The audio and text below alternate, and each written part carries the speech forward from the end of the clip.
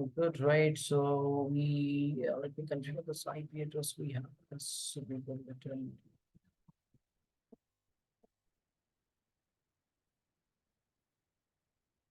Copy, right? This will be the IP address on this guy. So let me recap the things, right? So we have done with the LSA1, LSA2, LSA3.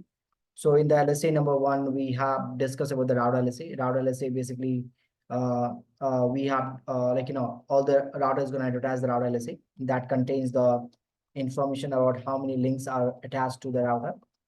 Then after that, we have seen that network LSA. Network LSA is generated by the each DR, right? The network LSA contains the how many, you know, routers are attached in my broadcast domain.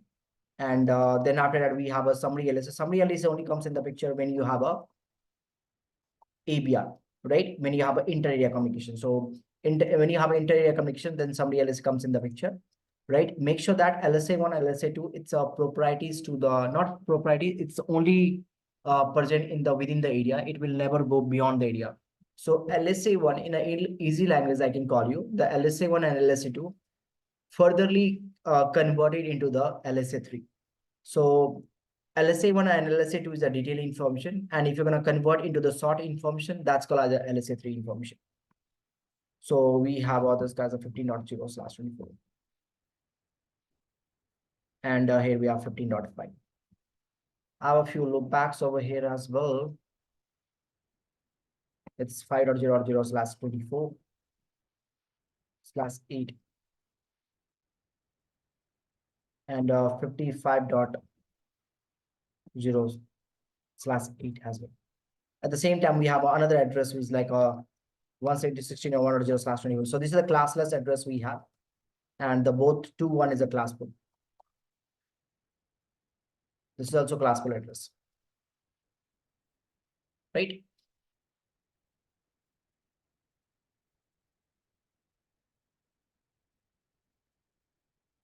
So after that, we have understand the concept. We have this guys running with the area 0. So you can see that one thing over there. What? So the router 2, of course, will become the ABR router, right?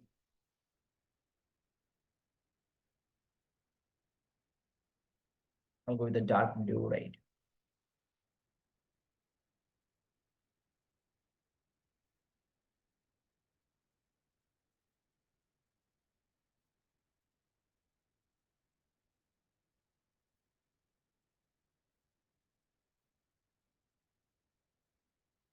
So this is the area 0 we have. This is the area number we have, 1. And so, of course, router 2 will become the ABR router. And here we have a different routing protocol, guys. So this guy is running with the RIP protocol, right?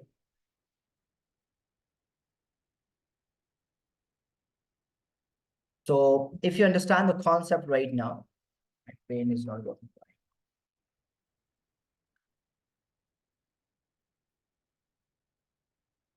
Yeah, that's perfect. So if you understand the concept right now in the router 2, router 3, router 4, that's part of the area number 1. And router 1, that's a part of the area number 0 we have. Come on.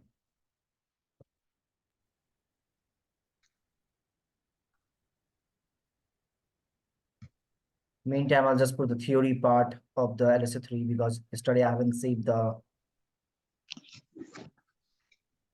definition. Yesterday I haven't saved the paint file.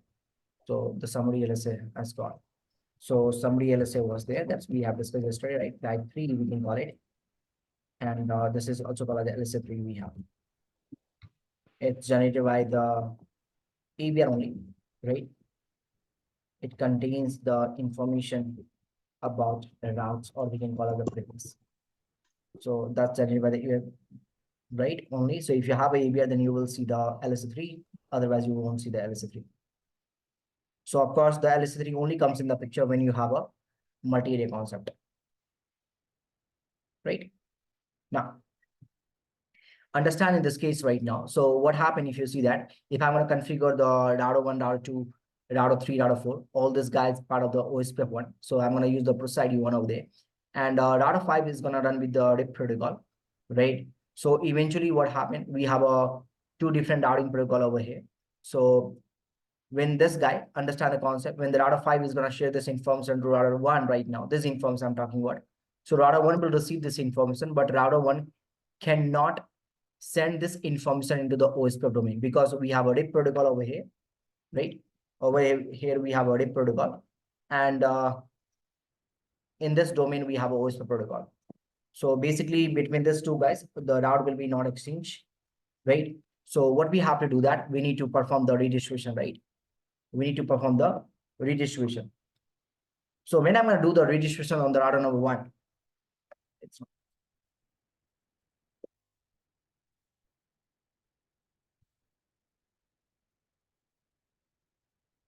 let me use my different pad, man. I have another one. It's not working sometime.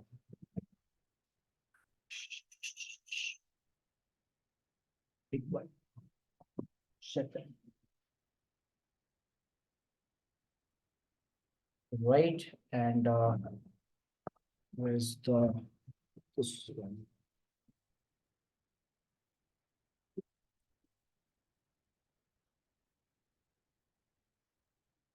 Give me 1 minute. Almost done.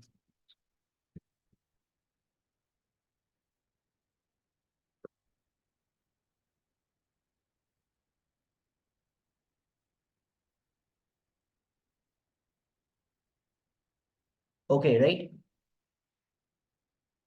So what I'm saying that, so when router 5 is going to advertise this information, right? It comes to router number 1, and router number 1, what router 1 will do that? It's not going to put this information into the ospf domain. The reason is that we have two different routing protocol. So between the two different routing protocols, we cannot exchange the router. So what we have to do that, we need to perform the redistribution on the router number 1. So when I'm going to do the redistribution on the router number 1, what happened? This router will automatically become the ASBR router. When I'm going to do the redistribution on the router number 1, automatically what happened? This router will become the ASBR router. Once this router will become the ASBR router, once this router will become the ASBR router, then what happened? Now the router 1, why I call this guy the ASBR router? Because it's providing it's a border router. Router 1 is a border router between the two different autonomous system number. Router 1 is a border router between the two different autonomous system number. That's why it's called as a autonomous system boundary router. ASBR is known as a autonomous system boundary router because it's provide the connectivity between the two different autonomous system number.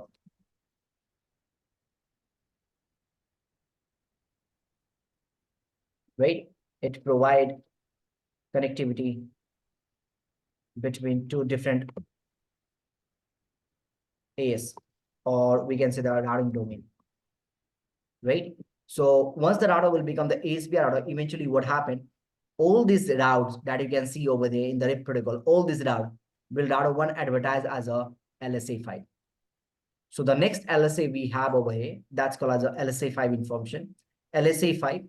So maybe you have a question, hey, where is the LSA port? I'm coming to the LSA port. First, understand the LSA5.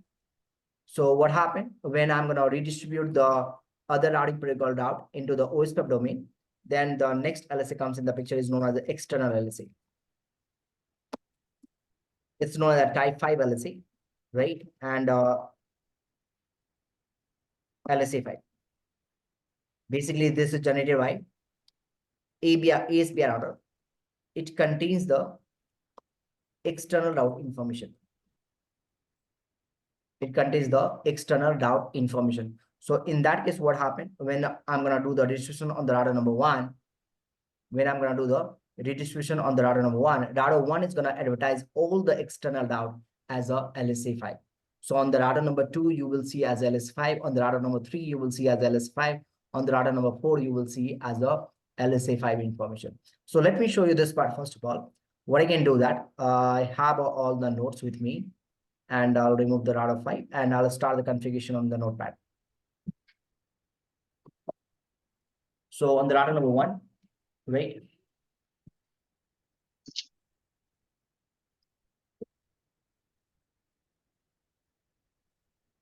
On router number 1, we have to say the config to interface 0/0 IP address will be 10.1.12.1/24, no shut, and interface 1/0, I have a 15.1, 10.1.15.1. And all done. And apart from this thing, I must have one loopback. So each router has a one loopback with the name of the router itself. /32, I'm going to configure this guy and then do the say this configure router number 2. We have config terminal, and I'll just copy paste the configuration.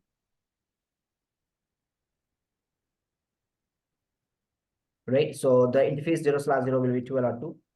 Right. On our R2, we have a 1/0, so 23/2 now. And this guy go with the 2.2.2. Right. And then we have router 3 now as well.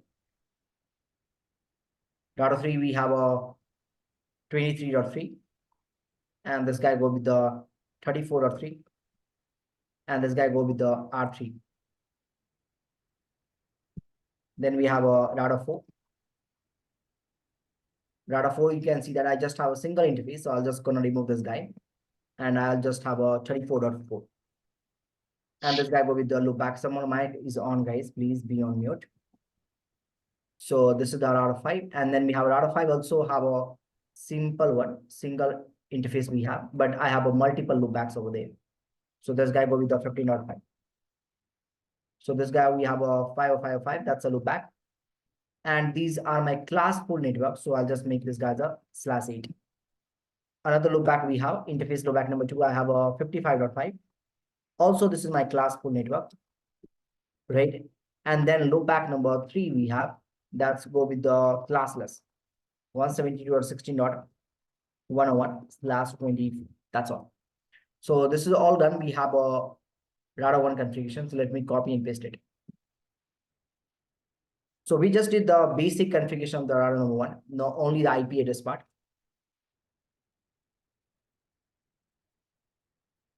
Right. And same thing on the router number 2 now.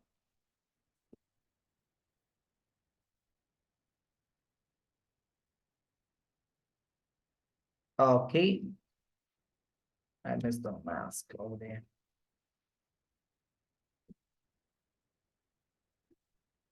Hold on. And here we go. Right. So all done on the router 2 now, on router 3 as well. Okay, everywhere the mask is wrong, man. So I need to configure this interface again. Another one. On router 3 as well. So we have a 255. And you go. On router 4 now.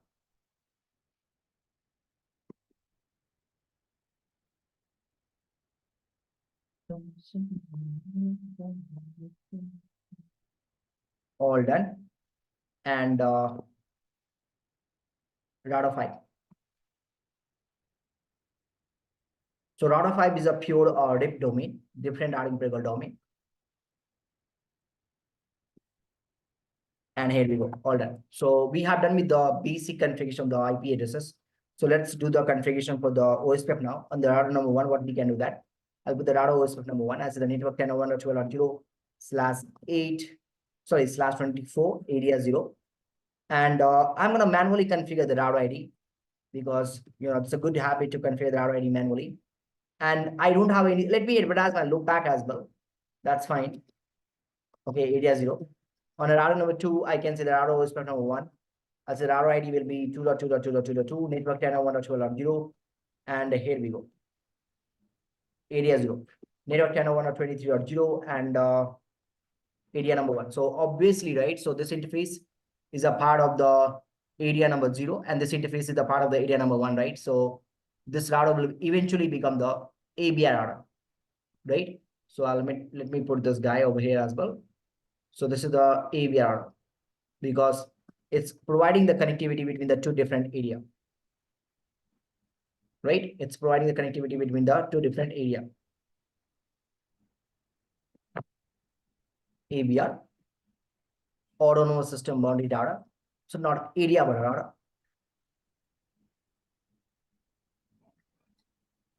It connect to area. It can do or more area. Right? Make sure that one area must be area 0. So now we have to configure on the router number 2. Okay, on the router number 2, what I can do that, I'm going to advertise my loop back into the area 0. Okay, so in the area number 1, it will seem like a summary LSA. R3, we have router perform, router ID will be 3.3.3.3, network will be what? By using the single command line, I can advertise both the network by matching the 16-bit area 1 now, and network 3.3.3.3, and here we go. R4, we have router spectrum 1. You do have ability, you can put this command like this way as well. I'll simply say that our ID will be 4040404, and I can set all the network. So whatever the interface we have, all this will be enabled in the ospf protocol. Don't use this command line in the production. In what case you need to use the two different routing protocols? Hey, Bhujar, I explained you the same thing, right? If you remember that. So the simple reason, when you have a two different companies, so RIP protocol is running with another company, and this is running in the different company. So maybe you can call as this is called as a company XYZ, or maybe I can call this as Cisco, and come on, and we have over here is a Juniper. So two different organizations we have. One is Cisco and Juniper. Now, goal is what? Our goal is we need to provide the communication between the two different organizations. So whatever the users are sitting behind this guy, and whatever the users are sitting behind this guy, we need to provide the communication between these two guys. Now got it? Yeah, I got it. Thank you. Great. So now let's do one thing. On the router number 1, guys, please pay attention. You have to also configure the RIP protocol, router RIP, right? And as the version 2 right now, so we have two versions in the RIP protocol, version 1 and version 2.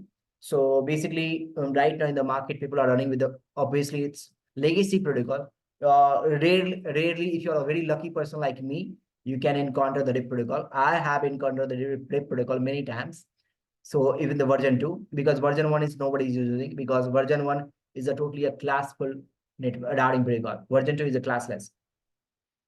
So I'll say the network in a version 2. Which network I'm going to advertise on the router number 1? I just going to advertise the 15.0 subnet. And no auto summary. The behavior of the RIP protocol auto summary is enabled. Same thing on the router number 5 as well, guys. On the router 5, I need to configure the RIP protocol. And here we go, the 10 or 15.0 slash 24 network 5, network 55, and network 172.16.10. No auto summary. Guys, anyone has a questions in the configuration of the OSM? All good? Anyone has a doubt? No, sir. Great. So let's copy and paste on the router number 1. So router 1, I have configured the two routing protocols. So it will become the ASB router, because it's providing the connectivity between router 1 is providing the connectivity between the two different domain. Router 2 we have. Router 2 will become the AVR router, because one interface is the part of the area 0, another interface is the part of the area number 1. Router 3 is a normal router. And router 4 we have now. Again, it's a normal router. Oh, come on. And now the router 5 is my legacy network. They are running with the RIP protocol. So the first and most important thing, right, that you need to understand, right, in this picture, right, you can see that obviously this router 2 will become the DR. This router 3 will become the DR, this interface, and router 4, this interface will become the DR, right? And in this area 0, you will have a 2 router LSA, guys, and you will have a 1 network LSA. In this area 0, I'm talking about right now. So if you just go on the route, look on the router number 1, wait for some time, because the wait state is going on. So the wait state is going on, and we need to wait for the waiting time. That's a 40 second. Now it's all up. So you can see that show IP ospf database, the first and most important things. You have a 2 router LSA for the area 0. And you have a 1 network LSA, which is advertised by the DR. You can see that 10 or 1 or 12 or 2 is advertising the network LSA. Right? If I'm going to look the same thing on the router number 4 right now, On router 4, show IP OSPF database, how many router LSA will be there in this area number 1? Anyone can tell me how many router LSA will be there in the area number 1 and how many network LSA? 3 router LSAs 3 router LSA, perfect. and 1 network LSA. Really? Oh no, no, two. 2 networks, perfect answer. Yeah. So you can see on the router 4 right now. So IP host for database, I have a 3 router LSA. So you can see that router number 2 is generating the 1 router LSA for the area 0, and router 2 also generating the 1 router LSA for the area number 1. So 3 router LSA, right? And if you see, we have a 2 network LSA, which is advertised by the 23.3, that's a DR, and 34.4, that's a DR. Now help me out one more thing, guys. How many summary LSA will be there on the router 3? How many summary LSA will be there on the router 3? Let me tell you one thing. I have advertised this particular network in the area 0. I have advertised this particular network also in the area 0. I have advertised this particular network also in the area 0. How many summary LSA on the router 4 right now? 2. Seriously? What summary LSA saying that? How did you calculate the 2? Or it's just 1 because router 2 is ABR, right? So router 2 is a EBR, and summary LSA contains the network information. So one network we have a 12.0, another network we have a 2.2.2.2, and another network we have 1.1. We have advertised the loopback as well, if you see. Oh, okay. So you will see the 3 summary LSA. And all this summary LSA, you can see that that's contain the network ID, right? All this summary LSA that you can see in counter advertised by the EBR or 2.2.2.2. How did you get to know that this is the EBR order? So simple command, you can just check on the router number 4, because normally you can see the GNS3 right now, right? But in production network, there's no GNS3, there's no graphical, right? So all the routers are present in the racks, right? All the routers are present in the rack like this way. So you have a rack over there, router like this way. How did you will identify which router in this particular router 1, router 2, router 3, router 4, router 5, router 6, router 7? How do you going to identify which router is the ABR router? In that case, you have a very beautiful command. So you can put the command show IP OSPF border router. It will tell you who is my border router. So on the router number 4, I can see that my border router is 2.2.2.2. And if I want to reach to the border router, my next hop is a 34.3 via this interface. All good. The cost to reach this border router is what? 2. That's all for this guy. Now what I can do that, I'll just go on the router number 3, 4 right now. And if you check the routing table as well, so IP root OSPF, I have a O route and OIA route. So 1.1.1, that's a loopback router number 1, and 2.2.2, that's a loopback of the router number 2. And of course, we have a 12.0 as a OIA route. And on the router 4, you can see the 23.0 as a O route. O means what? Intra-area route. OIA means what? Inter-area route. Now, I don't see these information in my R4 routing table. I don't see the Juniper information in my R4 routing table. And even if you check the R5, wait, you will not see any routes from the OSPF. So right now, the user data setting behind the router number, not router number, sorry, my bad. The user setting in the OSPF domain cannot send the traffic to the RIP domain. Whatever the user are setting in the OSPF domain cannot send the traffic to the RIP domain. And whatever the user are setting in the RIP domain cannot send the traffic to the OSPF domain. So we need to do the registration. So just need to go on the router number 1, and what I can see that router OSPF 1, because why I'm going to do the registration on the router number 1? Because he's my border router. He's providing the connectivity. One of the interfaces is a part of the RIP protocol. Another interface is a part of the OSPF protocol. So he's the border router. We cannot do the registration on the router number 2. We only need to do the registration on the router who has a complete information of the domain. So only the router number 1 has a complete information of the Cisco and the RIP protocol. So I just need to go in the router ospf 1. I'll say the redistribute which protocol, RIP protocol, and I need to add the subnets keyword. The reason to add the subnets keyword, I'll tell you, because in a ospf protocol, what happened? ospf by default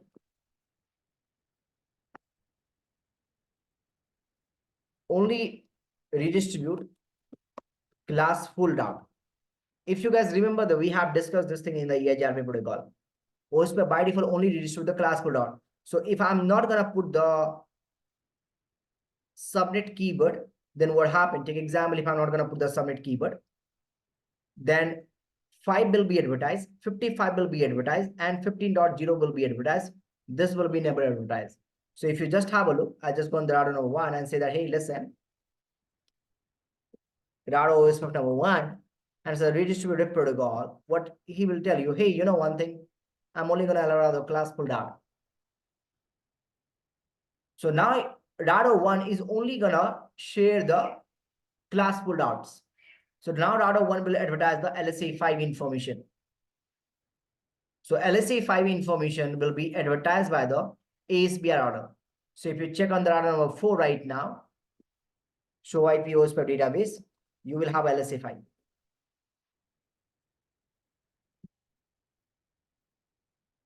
Now this one, hold on.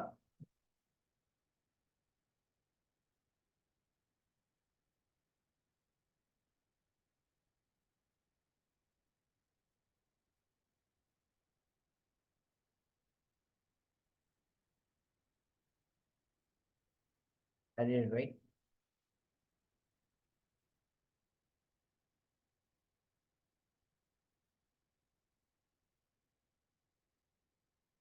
One minute. Let me check. Do we have a route or not in my routing table? Oh, I don't have a RIP route. What's the problem? 1 minute. Do show IP interface brief. Do show IP protocol some. Do show IP protocol summary. Do show run router 600.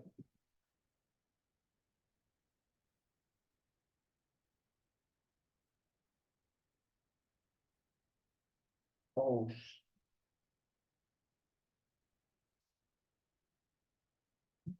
come on, man. I need to change the subnet, guys. Ignore the reason. You will not understand right now. So ignore it. So I'll make this guys a 192.1.1.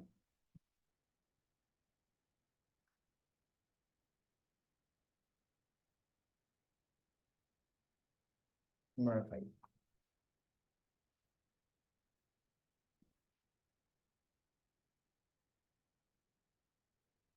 Okay, interface 1/0.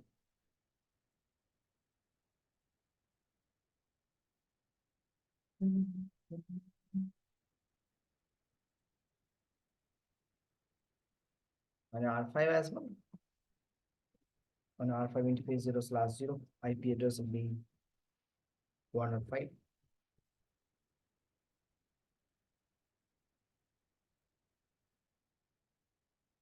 All that. So now if you check on the router 5, let me do one thing. Let me go on the router OSPF number 1. Redistribute RIP protocol. Add the subnet keyword as well, so that he will redistribute the 1.0 as well.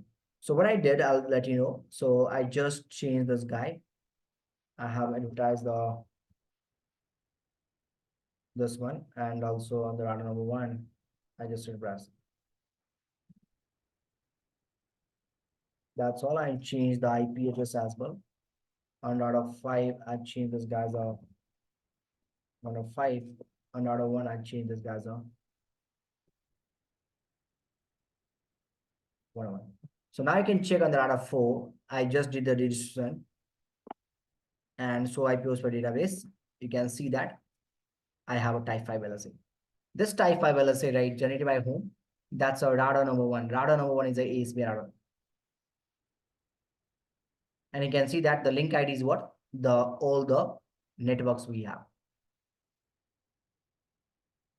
So LSA 5 contains the external route information. LSA 5 contains the external route information. Same thing, I just need to go back on the router number 1 and I need to redistribute the OSF protocol as well. And I need to add the matrix will be 2. The hook count value, right? So now on the router 5, you will also receive the what? You will also receive the route from the OSF domain.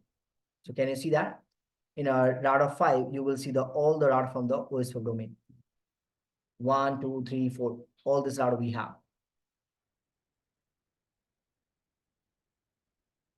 Redistribute the RIP protocol, add the submit keywords, exit under the RIP protocol.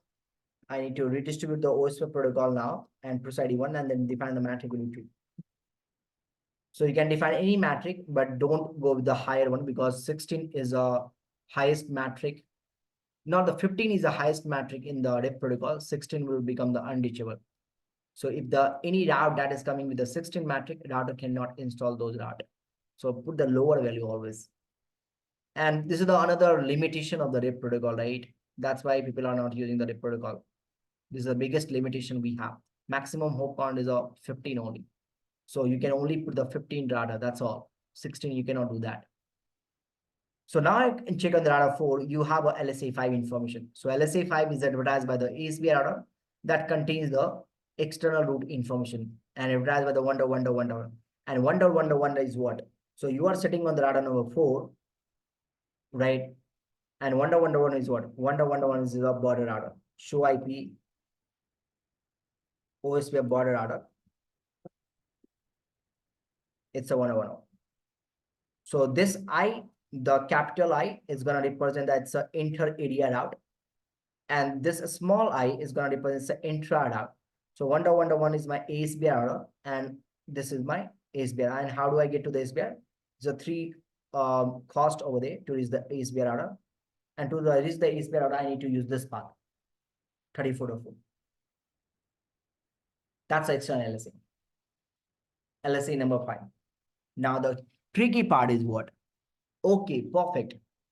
R4 is saying that, okay, this is the LSA5 information we have, and advertising route is the 1.1.1. How do I get to the 1.1.1? Where is the 1.1.1 is present? Is it 1.1 is present in my area right now, in the area number 1? No, it's not present in the area number 1. It's present in the different area. How do I get to the 1.1.1? So in that case, right, what happened? We have introduced the LSA number 4 information. LSA 4 is saying that ASBR summary LSA. LSA 4 is saying that ASBR summary LSA. That's a type 4 LSA we have. And also call it the LSA number 4 we have. It's we can call it generated by ASBR, not ASBR, ABR, right? It tells you how to reach the ASBR. So simple language, it contains the information about ASBR. Simply provide the reachability to the ASBR.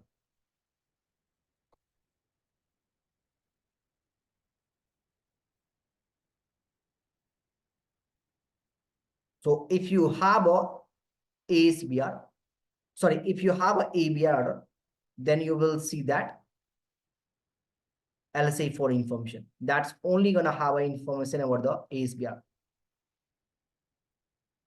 So the 1, 2, 3, and 4 LSA. And this is the last one is the 5th LSA. 5th LSA is the external LSA that contains the route information of the external domain, nothing else. Right?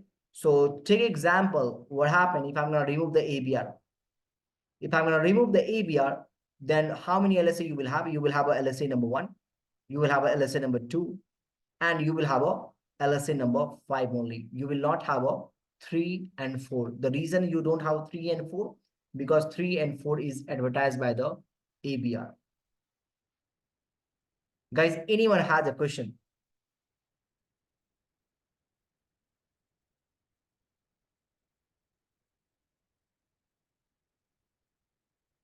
If you want to send the traffic, you can send the traffic.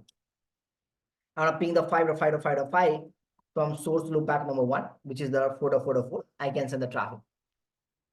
Another point that you have to pay attention, guys.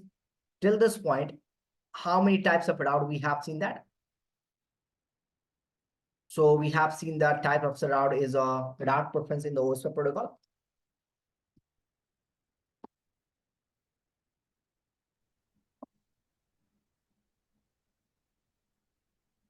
So we have O route, that's called as the intra route, intra-area route, simple language. Another route we have a OIA route, that's called as the inter-area route, right? So O is more preferred than the OIA. So simple language, if the router 1 is receiving the 1 or 0 or 0 or 0 as a O route, and router 1 also receiving the 1 or 0 or 0 or 0 as a OIA route, I'm always gonna give the best preference to the O route. O is a more preferred than the OIA. Another type of route we have, because this two route that you have seen, the O and OIA, it's only comes in the picture when you have a multi-area concept. But take example, when you receive the route from the different domain, like we have right now. When I get the route from the RIP protocol into the ospf, when the RIP routes comes into the ospf routing protocol, these routes are known as an external route. These routes are known as an external route for the ospf. So that's why ospf is saying that, hey, for this thing, I have a separate name for this guy. I give the name for this guy as a E2 route, external type 2.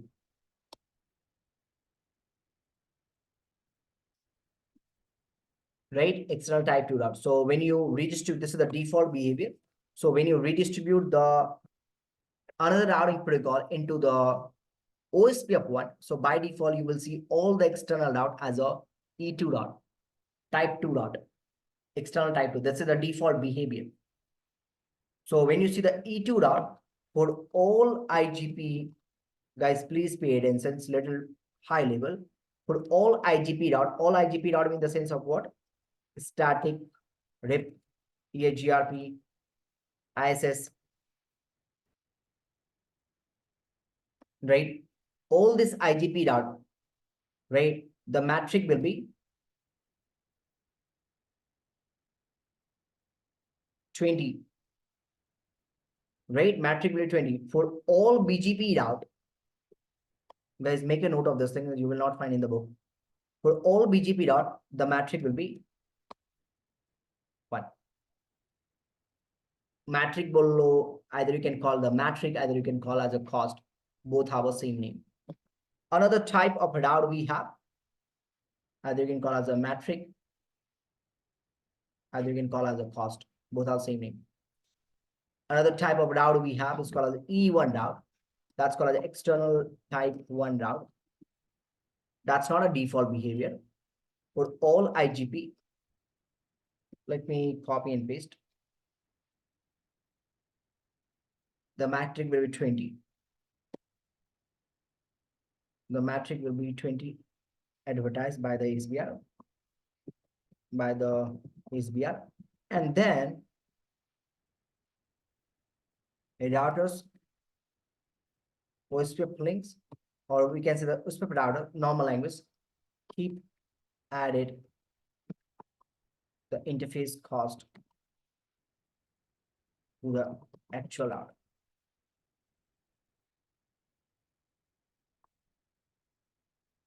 Actual router, right?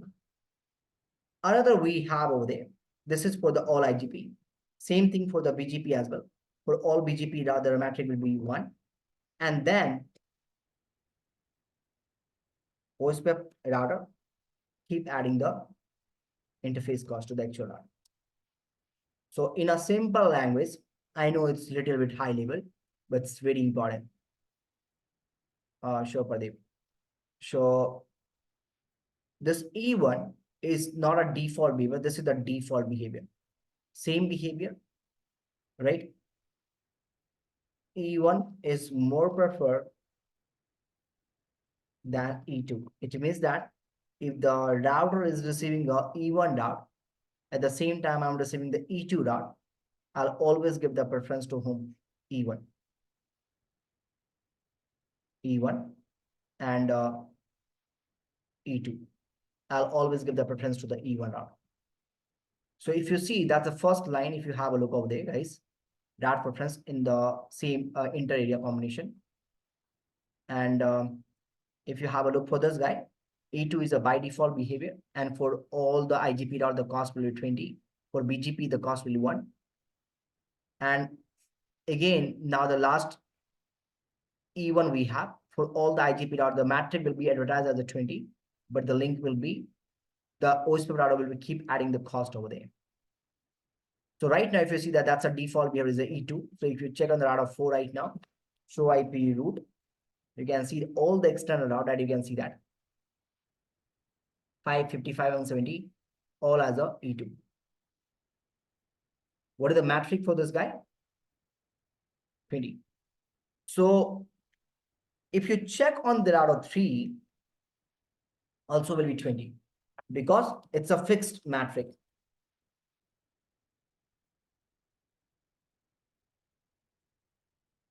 It's a fixed matrix.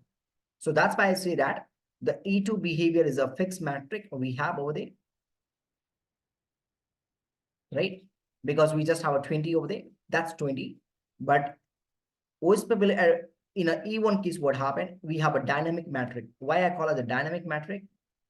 Because the ASBR router will advertise as a 20, then OSPF router keep adding the interface cost to the actual router. So if you have a look on the default value, am I right? What is the default value, am I right? 20, Default, sir, sorry, for internal. 20 value for internal, sir. internal matlab?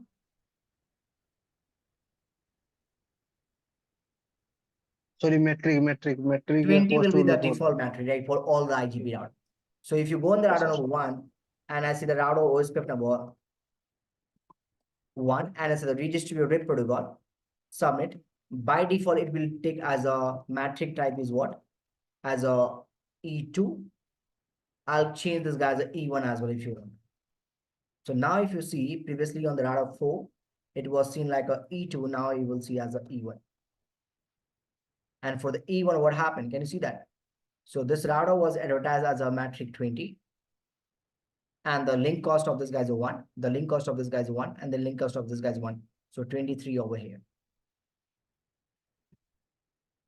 But if you check on the router number 3, you will see as a 22. Sorry, 21. Not router number 2 as a 21. On router number 3, you will see as a 22.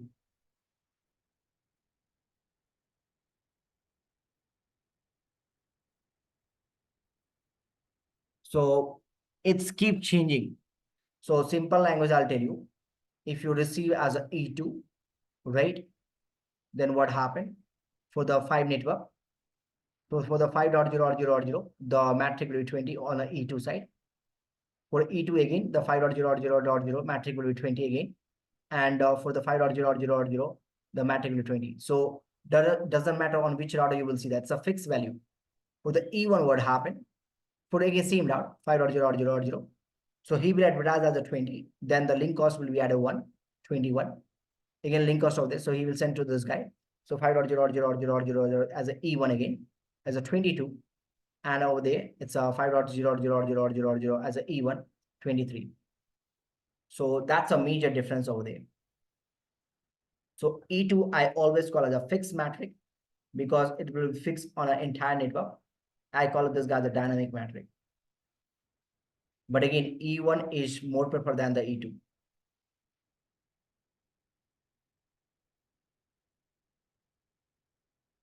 Guys, anyone has a question in this E2, E1 and LSA 5, LSA 4 concept?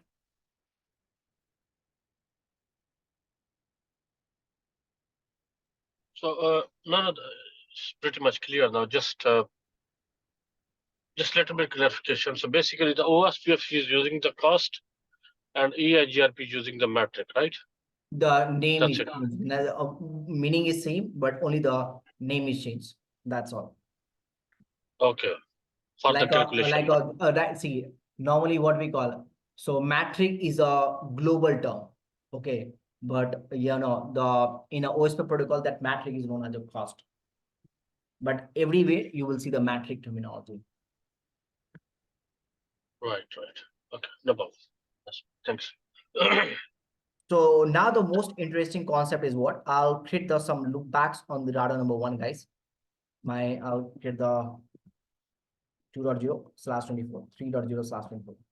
So this loopback I'm going to create on the data number 1 right now. So these are the subnet you can call as the loopback number 2.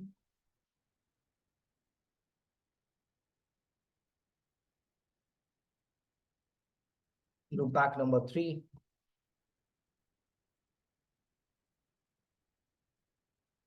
Loopback number 4.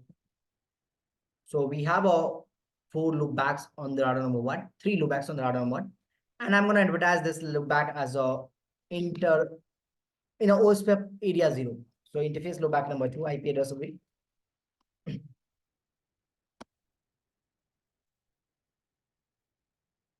I'm simply going to configure the IP OSPF 1 area 0. That's fine, right? Interface loopback number 3 now.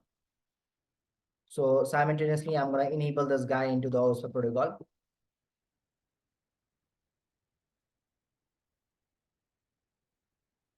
Interface loopback number 4.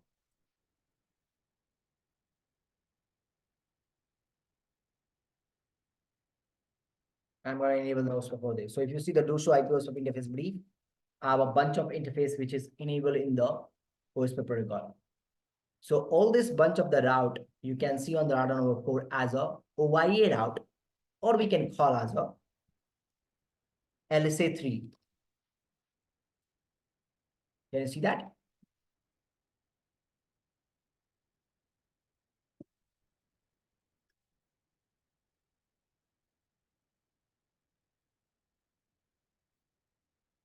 If you check my routing table, memory consumption and CPU consumption, you can see that it's consuming right now 5,128 bytes of memory on the router 4.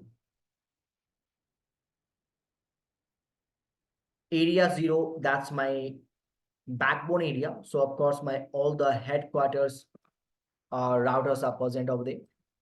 And area number 1, that's my normal area. That's always like a branch routers are present over there, right?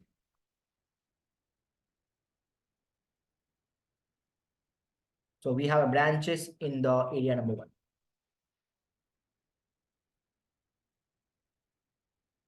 Right? So what I'm trying to say over there right now, understand the concept.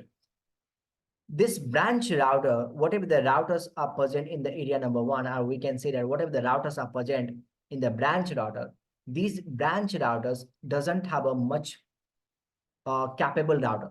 They don't have a much CPU. They don't have a much memory on the router side. Because as I told you that if you remember, router is not only for the routing protocol. Router is used for the NAT, PAT, BPN as well, like a NTP protocol, HSRP, like a MPLS, multicasting QS as well, right? It's not only for the dedicated for the routing protocols only. So I have to reserve, not reserve, I can say that I have to save some memory and CPU for the another process as well. So these routers that you can see right now in this area number 1, these routers doesn't have a much memory and much CPU. So I need to, I need to improve the performance of the router. I need to remove this wastage of memory, because I can see still I have a bunch of E1 route, external route. Can you see that? E1, 1 route, 2 route, we have 3 route, 4. So basically we are receiving the 4 external route in my OSPF domain. I want to filter this guy. So if I'm going to filter it, then what happened? I can save some memory and CPU on the entire router.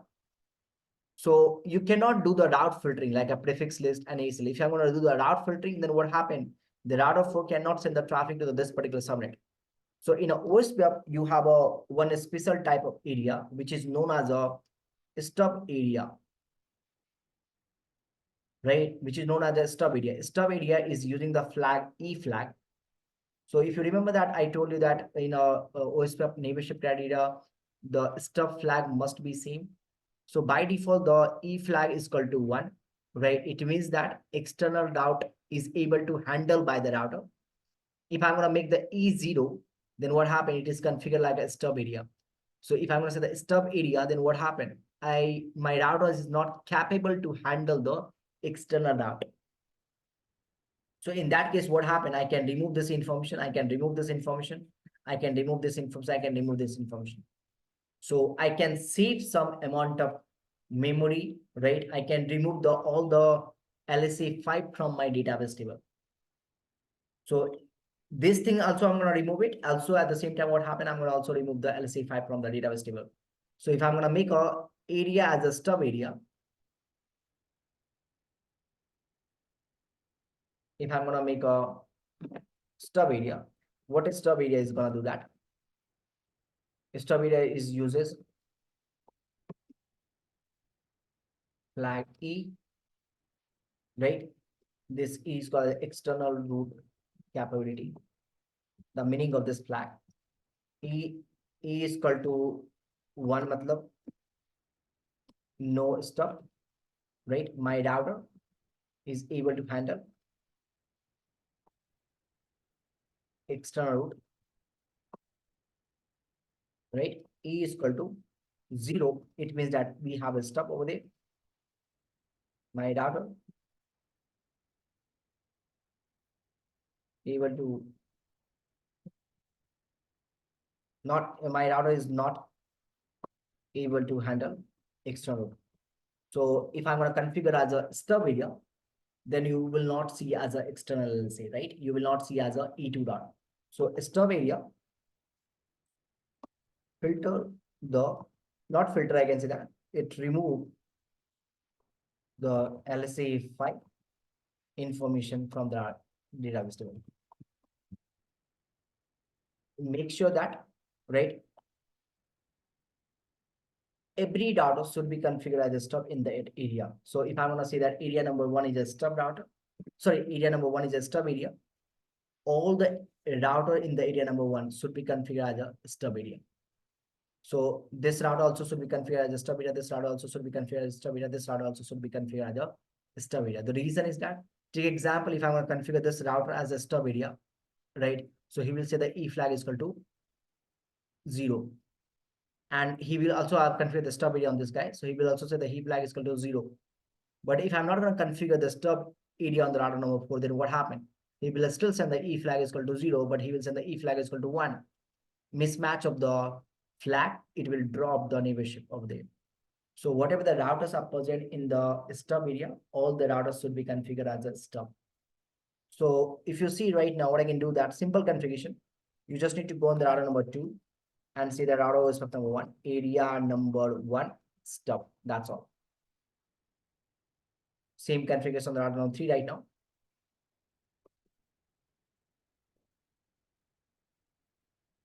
That's done. So if you just capture this particular link, I'll show you the Wireshark as well. You will see the E flag is equal to now 0. It means that my router is not capable to handle the external route.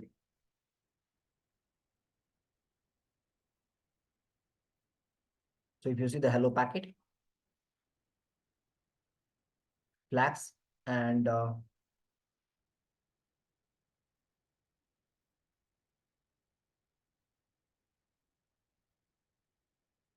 you see that E is equal to 0 now. It means that my router is not capable to handle the external router. So if you see, I have configured the router 1 and router 2 as a stub area. So, but not the router 4. So router 4, if you see, they have no neighborship now. Wait for some time. It's going down now. So router 4 is breaking the neighborship because I haven't configured this. So this guy is advertising like a E flag is equal to 1 right now. And he's sending with the E flag is equal to 0. So mismatch of the flag, it won't form the neighborship. So make sure that all the router in the OSPF domain, all the router in the area number 1 should be configured as a stub area. Now they will form the neighborship because now it's going to exceed the E is equal to 0. So all these area number 1 routers are behaved like a stub area. So now you will see that you will not have any LSA5 information. If you check the show IP ospf database, I don't have LSA 5. Can you see that? I don't have. It's gone. All the LSA 5 and LSA 4 has gone. So no LSA 5, no LSA 4.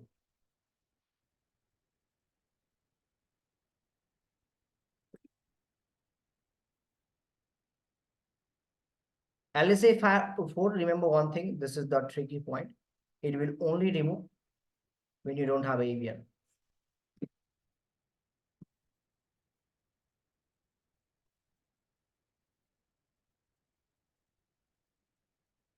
Right?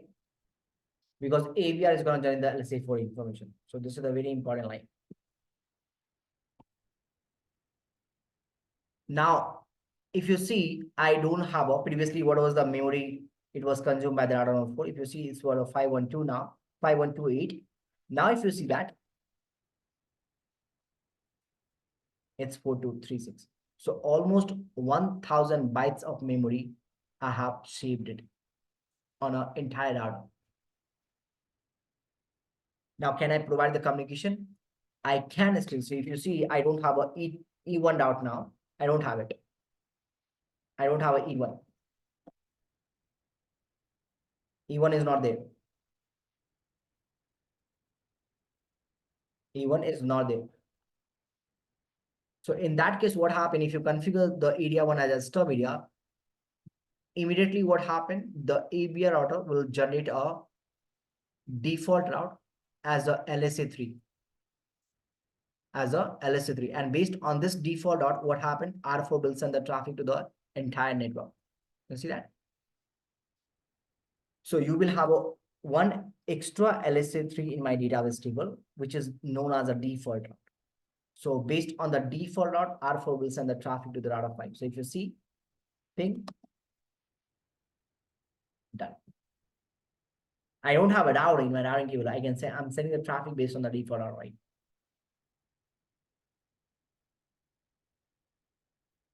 That's all about the stub area. But still, if you see my database, I have a multiple types of what? I have a multiple types of bunch of LSA3 information. Like a 2, 3, 4, 1 look back, then this network, then 2 look back. All have a bunch of LSA3 information in my database table. And still this guy is gonna consume my, if you see the show IP root ospf, I have a OIA route, multiple OIA route I have. So it's also consuming some memory, right? If you see show IP root summary, it's also still consuming 42361. So previously it was near around 5200 something. Then I configure the stub area, then it's come to the 4200. Now the another features we have in the stub area is called what? Totally stub.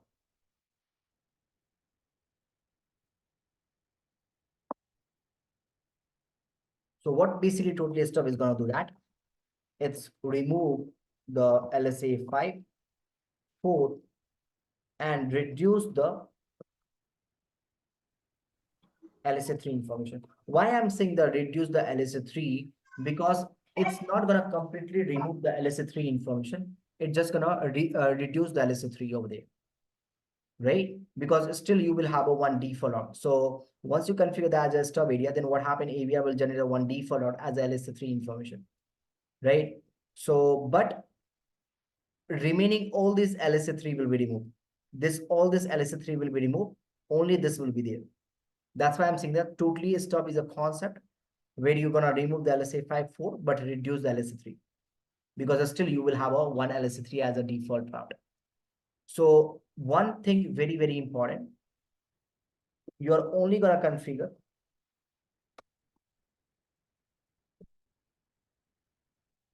stub area on the, not a stub area, you are only going to configure totally stub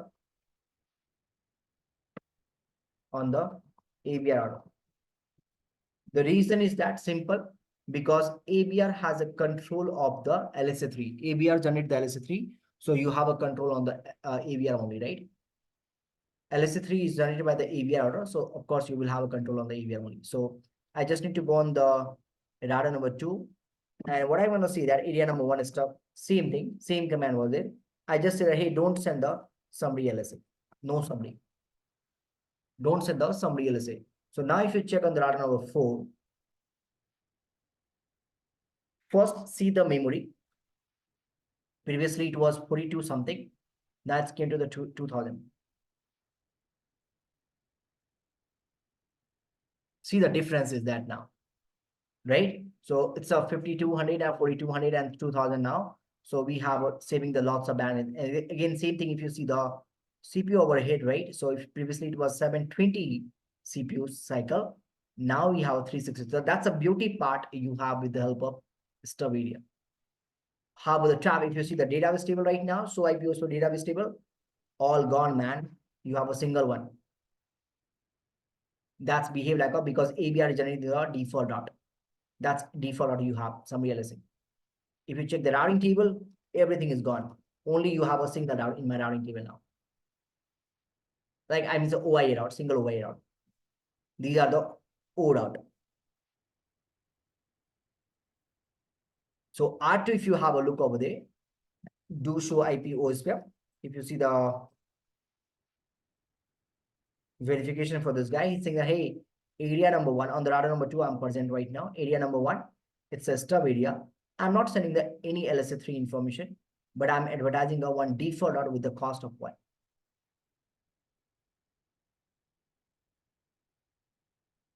Right? I'm advertising a default route with the cost of 1 over there.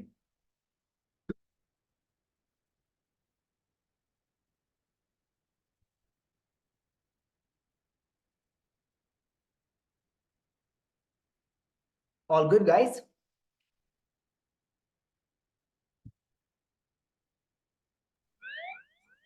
Yes, all good so far. Now, the next problem comes in the stub area is what I'll tell you. Stub area is amazing. I'm not telling it's a bad. One more thing is important. You cannot configure area 0 as a stub area, right? You cannot configure area 0 as a stub area.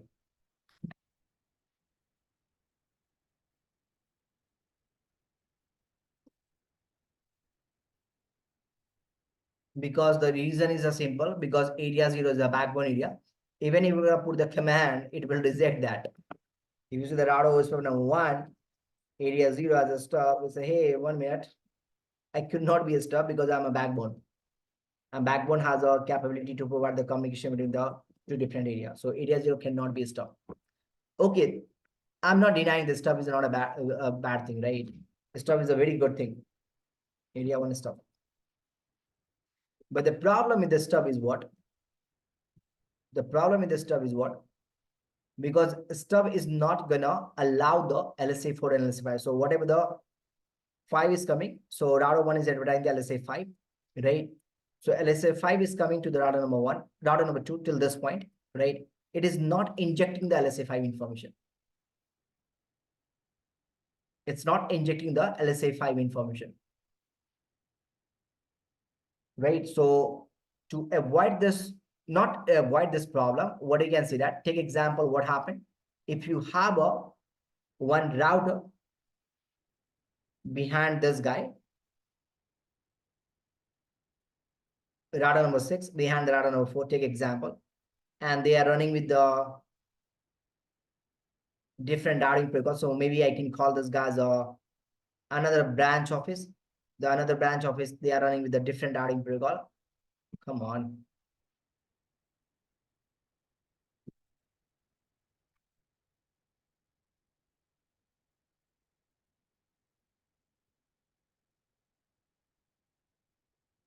So I have a network behind this guy. I see the 46.4, and I have this guy's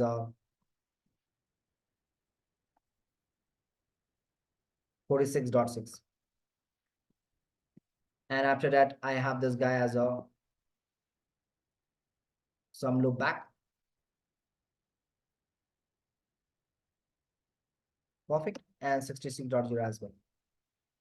So let me take a console of this router 6 right now. So I've already configured this guy's area number 1 stub.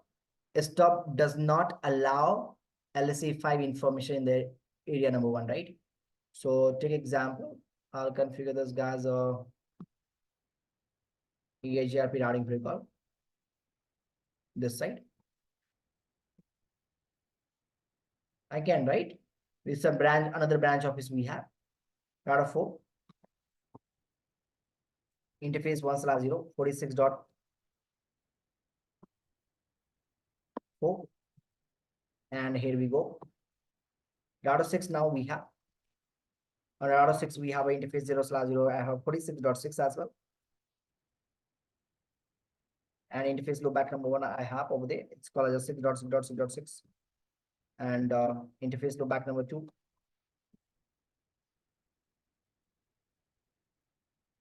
I'm going to advertise this route as a EAGRP routing because a simple configuration I did, man. I just enable the interface and enable the EAGRP. That's all. Same thing on the router number 4. I'm going to enable the EAGRP for this particular subnet. Router EAGRP, I have a 46.0. That's all right.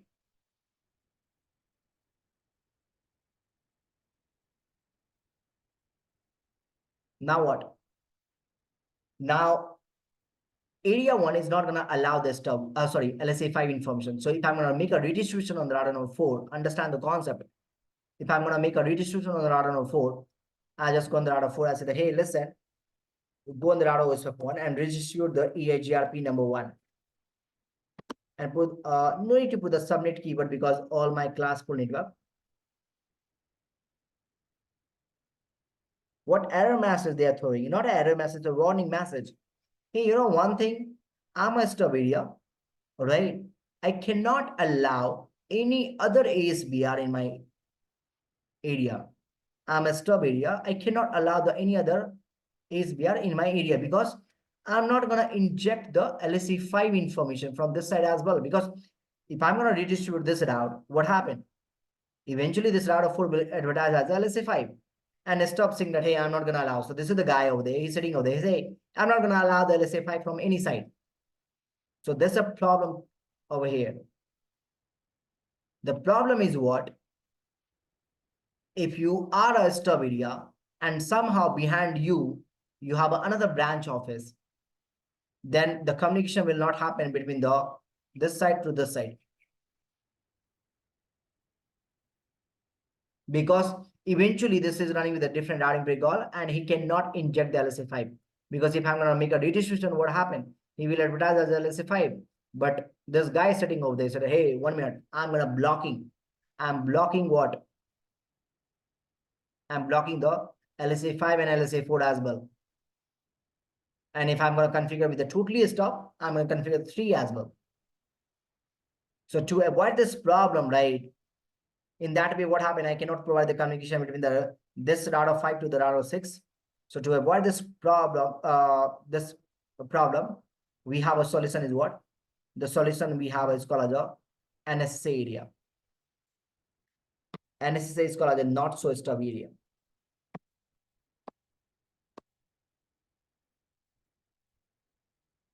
It is a special type of area. And this area generate LSA 7 information. So NSA you can call as like this way. How the NSA is treated like NSA is like a 50% is like a stub functionality we have, and 50% is like a normal area. So in the stub case, what happened? Of course, I'm not gonna allow the LSA 5.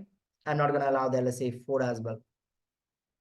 And even like if you have a totally NSA, I'm gonna block the LSA 3 as well. LSA 3 also will be blocked in the case of totally NSA. But the good thing about it is what? I have a 50% of normal area as well. So if I have a normal area, I can allow the ASBR router.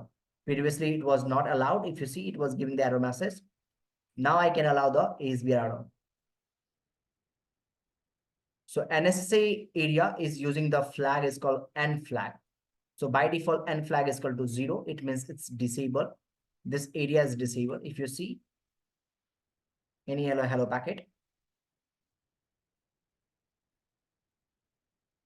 it's not supported. It's disabled right now. But once you're going to enable it, then what happens? It will become the N is equal to 1. Same concept. All the router in my area should be a NSA area. So for example, if router number 1 is configured as an NSA area, I'll just put the command router ospf number 1, and I say the area number 1 as an NSA. Then what happened? He will send the hello packet with the n flag is equal to 1, and he will send the n flag is equal to 0. They won't form the navigation. So make sure that all the router should be configured as a NSA area. So now if I'm going to do that, I'll just say that area number 1. And as I say, I'm just going to remove the configuration of the stub right now from all the router. I say the no area 1 stub summary, because I did the totally stub. So I just remove now. Let me check.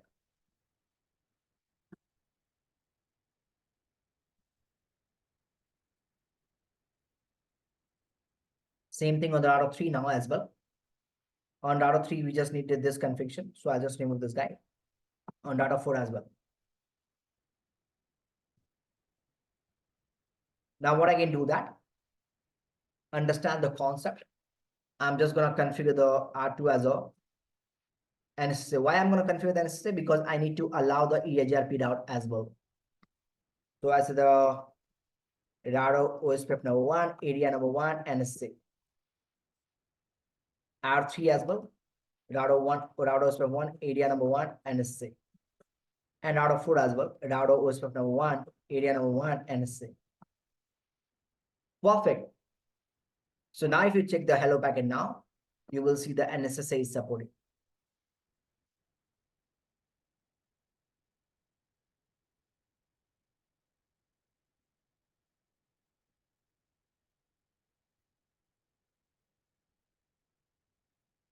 Right? Now, good part what you can see that, what I told you that NSA is behave like a 50% is totally stub area. It's not going to allow the LSA 4 and LSA 5.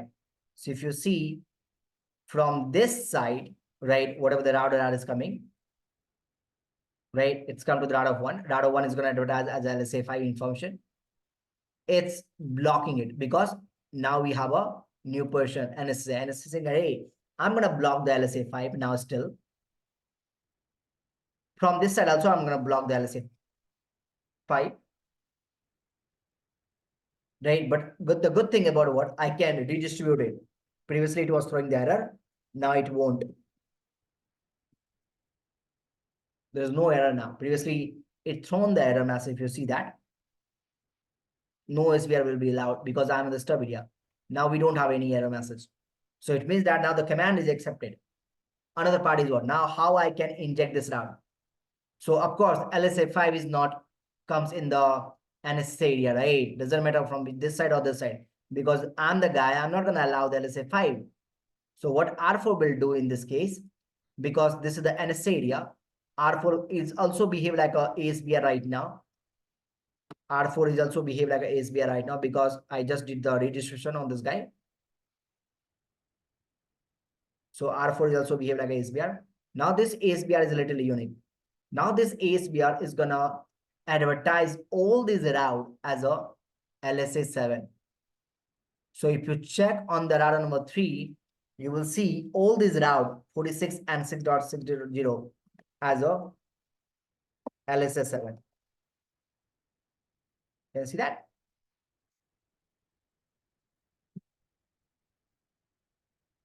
Do you see any LSA 5 over there? No, because I'm blocking the LSA 5 from this side. That's a behave like a 50% as a stub. But 50% as a normal area, it means that I can allow the SBR. I did allow the SBR. But all this route that is coming from this side as a LSA 7. So who is advertising this guy? This route is advertised by the 4040404, and 40404 is by ASBR router. Hello?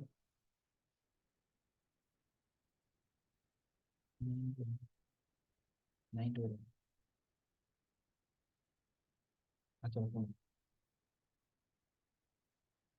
right?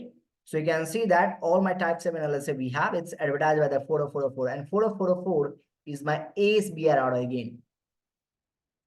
So I don't see any LSA 5, but I see the LSA 7 over there now. Understand this concept. when again this LSA7 comes to router number 2 right now, right? Router number 2 will have this LSA7, but area 0 cannot understand the LSA7 because LSA7 is the properties of the NSA area. LS7 is the properties of the NSS area. So you will not see the LS7 in the area number 0. So what happened in that case? So we have another person over there. This guy name is a translator. This guy saying, hey, listen, I'm going to convert this LS7 into the LSA5. So in the area number 1, area number 0, if you see, all these routes are seen as a LSA 5. Can you see that? Not this one, 6 and 66. Right? And who is advertising this guy? This advertisement is done by the 2.2.2 because this is the guy who is doing the translation. So who's doing the translation is what? LS7 is now converting the LSA5. So eventually now this route will also become like a ABR plus ASBR.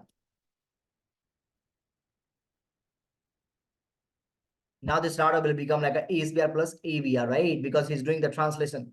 So in the router number 1, the area 0, you can see this as a LSA5 information because area 0 does not understand the LSA7. LSA7 are only present into the NSA area. If you check on the router number 2 right now, do show IP ospf. Can you see that? Area number 1.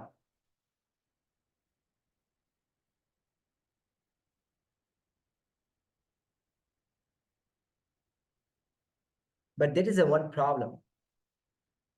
Also, before the problem I want to discuss, I'll show you one thing. If you check on the R3, so these are the LS7. These LS7, this is the LS7, right? But the route is known as a N2 route. NSS type 2. Same behavior like a E2. So we have a N2 and N1 as well.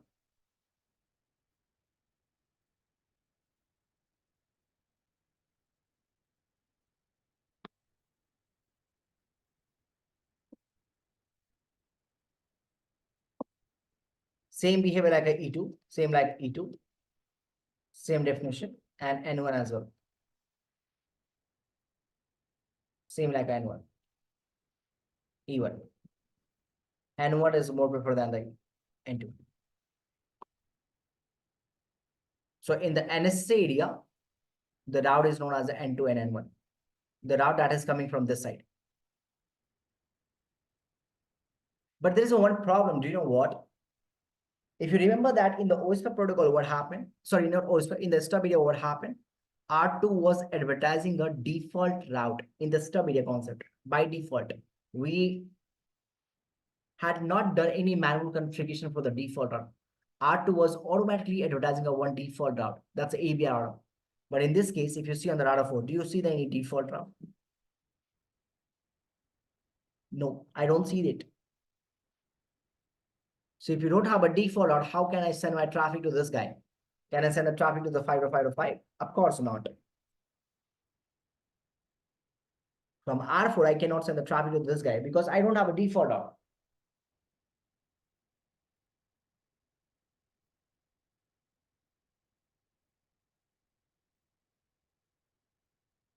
So to avoid this problem, what you can do that, you just need to go on the router number 2. I already see that area number 1 and this area, and I'm saying, hey, listen, please generate a default route into the NSA area. I need to manually put this command. So now the router 2 will generate a default route into the NSA area. So now if you see on the router number 4, do show IP route, ospf. Can you see that? N2. Just 7 seconds ago come in. Now I can send the traffic. So this command you need to do, go on the router number 2 and manually define it because NSA area, it's not generating the default route by default.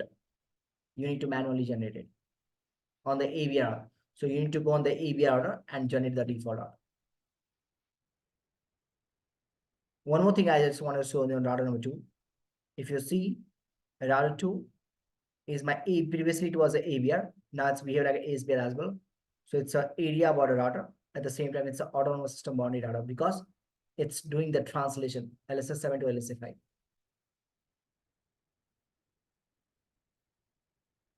But that's perfect one. But still, if you see, I have a multiple OIA route. It means that multiple LSA3 still I have in my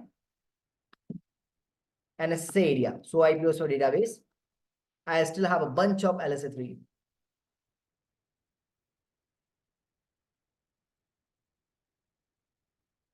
I still have a bunch of LSA3. So if you want to block this LSA3, what you can do that? You just need to go on the router number 2 and configure the concept is known as a totally NSA. The totally NSA saying that, hey, let's block the LSA3 as well. So totally NSA is going to block the LSA5, LSA4, and it's just going to reduce the LSA3. Again, why I'm using the reduce keyword? Because still you will have a one LSA3 as a default route. So what you can do that, simply go on the router number 2, remove the configuration, all the configuration. Do show run section ospf.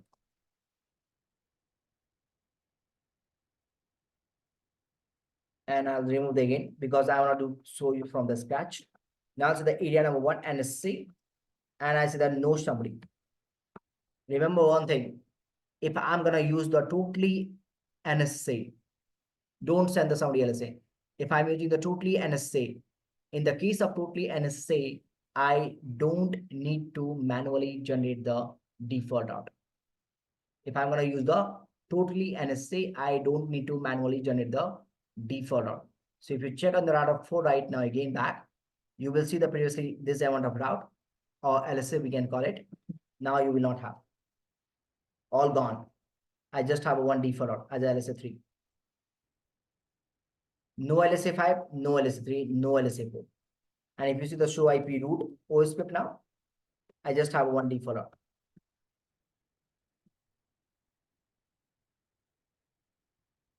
I just have a one default route, that's all.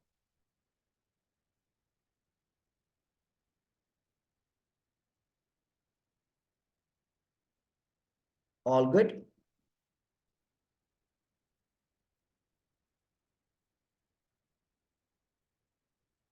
So this is all about the totally NSA, right? In a totally NSA, you don't need to manually generate the default route. In the case of NSA, you need to manually generate the default route by using the default information originate. So let me give you the theory in my LSA part over here. So again, you have a question, hey, law, okay, that's perfect. You have explained the LSA7, but where is the LSA6 now? LSA6, that's a good thing you don't need to read it because LSA6 is not supported by the Cisco device. So LSA6 is known as a multicast OSPF, MOSPF. So when you're gonna deploy the dedicatedly multicast, and then on that multicast, if you're gonna use the OSPF protocol, that's called the MOSPF protocol, multicast OSPF, then LSA6 comes in the picture. But anyways, that's not supported by the Cisco.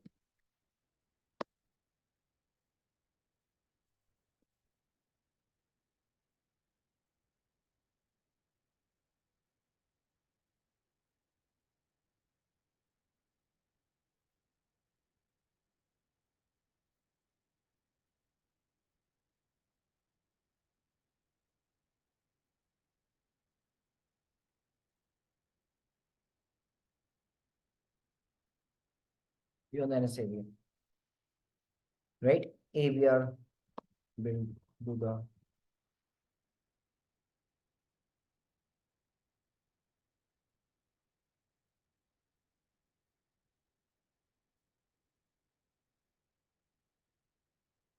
LSA file.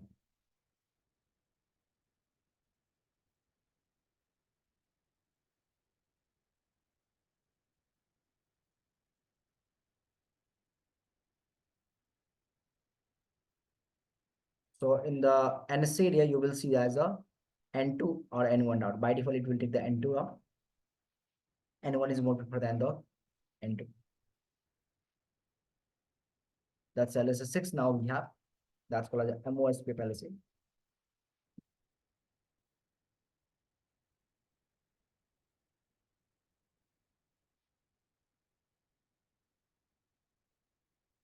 Not generated by, not supported by system. It comes when you do multicasting.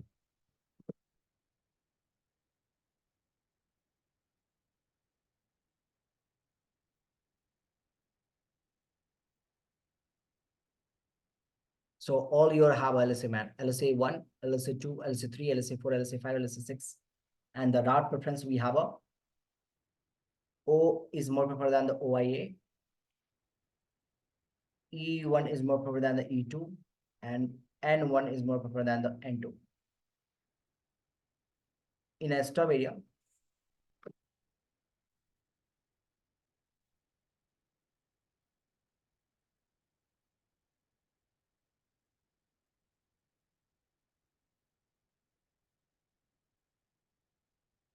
in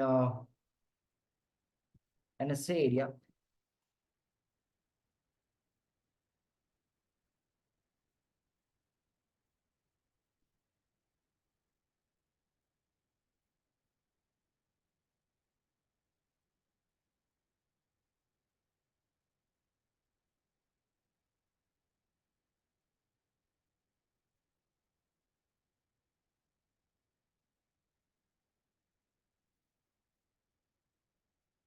by default. So this line is very, very important. So stub area does by default generate the default. NSA area, ABR not generate a default by default, but ABR generate a default route by default.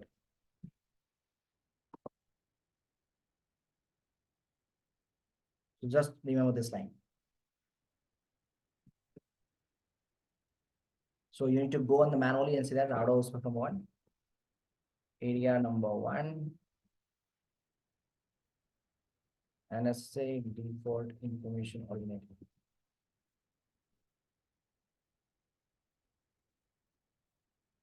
This command you need to manually put it to generate the default. And for the totally NSA command is very simple. Route OSPF number 1 and area number 1, NSA, no summary. So in this case, I don't need to generate the default now. So in this case, what happened? The route is seen like a N2. And in this case, what happened? The route will seem like a OIA. Simple language we call as LS7. I call this guys a. That's all done, guys. So that's all about the OSPF. So not OSPF, sorry, I'm sorry. That's all about the LSA, guys. LSAs, special areas, and all those things.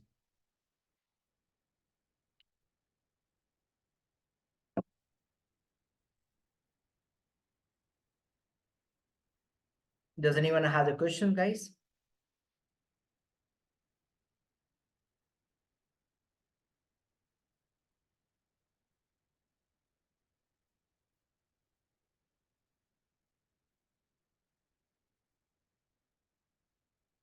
Great.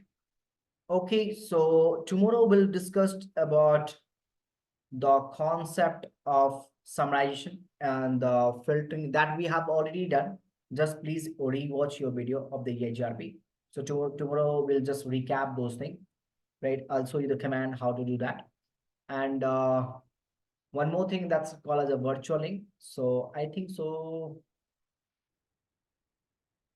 Yeah, I think so till Friday we'll be covering the, not Friday even, we'll, by the tomorrow, we'll cover the OSPF as well. If we can do the 2 hours of the session tomorrow.